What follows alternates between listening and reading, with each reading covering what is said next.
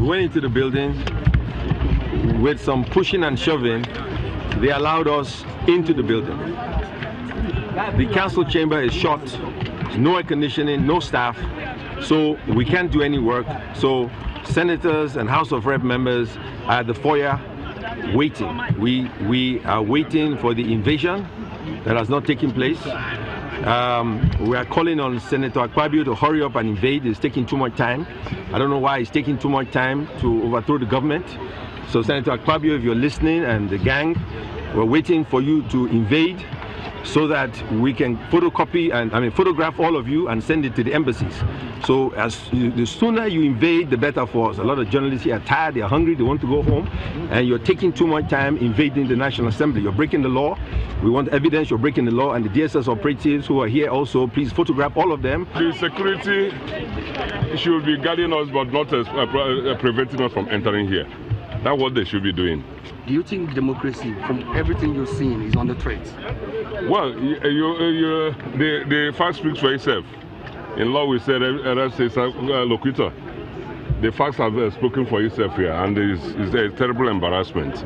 They should allow the National Assembly to do their job. The issue is they have so much talked about INEC budget.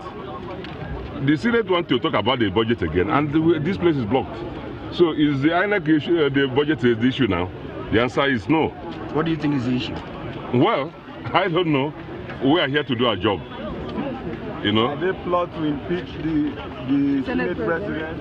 Well, you know that already. What happened the last week, I have already said that. So whether anybody want to succeed in this issue, I'll leave that to God and Nigerians. No, obviously, like I said, I've not got a detailed brief on that. But when I get the detailed brief, we're going to, in fact, we're going to make a release from the...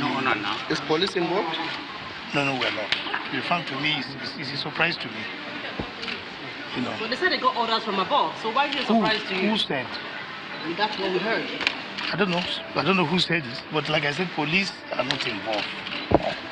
Do you see it as an attack on democracy also? Attack on? No, it can't be an attack on democracy. We are all democratic institutions, all of us. Thank you. Yeah.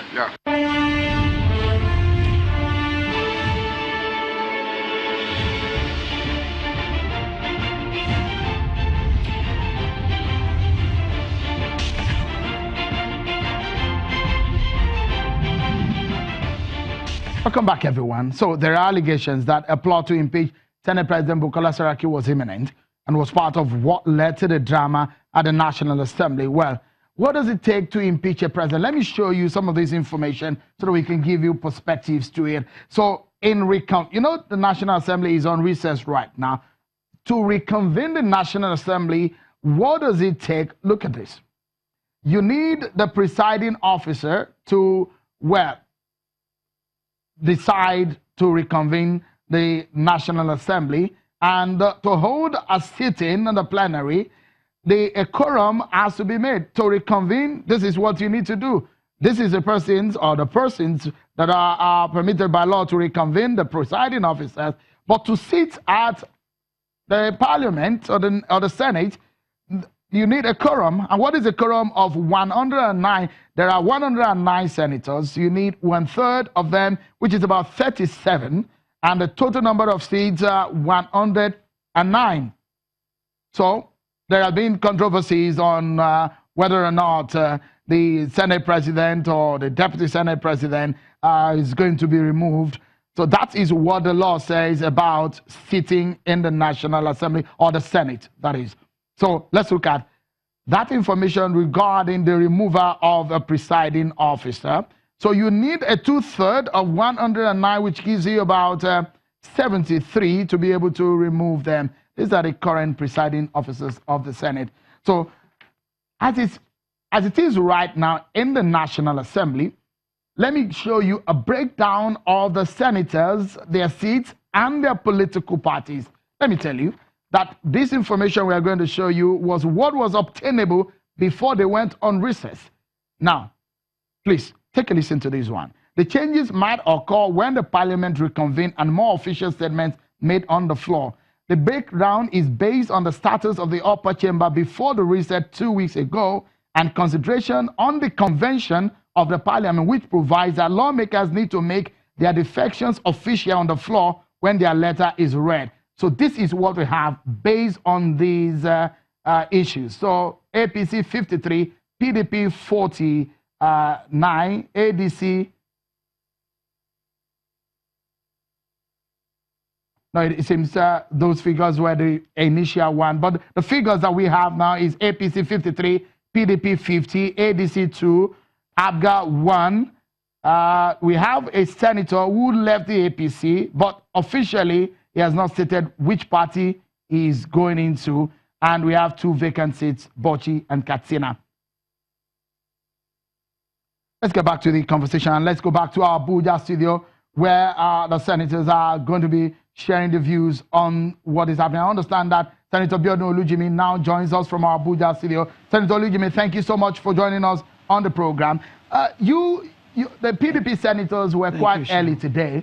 Very unusual to find senators at the National Assembly at about 7 a.m. What exactly were you and your colleagues doing at the National Assembly at that time?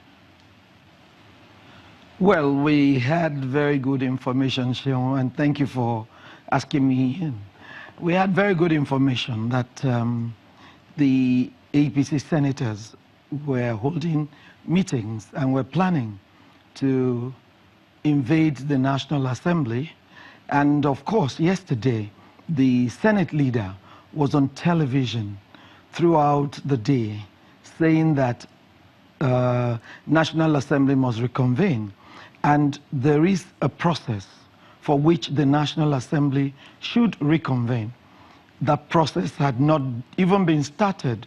So we thought, and we were made to believe, that they were coming in today. In fact, the story had it that they had assembled in a hotel, and from that hotel, they will take off with security cover to the National Assembly. So we decided to beat them at their own game. We came in quite early, and we found out when we got there that all the entrances to the National Assembly had been barricaded. I was the one that went around all the entrances, and I asked the security men what was wrong. They said they had orders from above. We didn't want to be violent, so we decided we were going to sit it out and wait it out. By the time I got to the main entrance, one of the House of Representatives members, Honorable Boma, had engaged the SSS men because they were wearing balaclava. I think they looked like balaclava masks. And we couldn't see them. They really were not talking to anybody. And it was like they had come to effect a coup. And Senator, sorry if I may butt in quickly.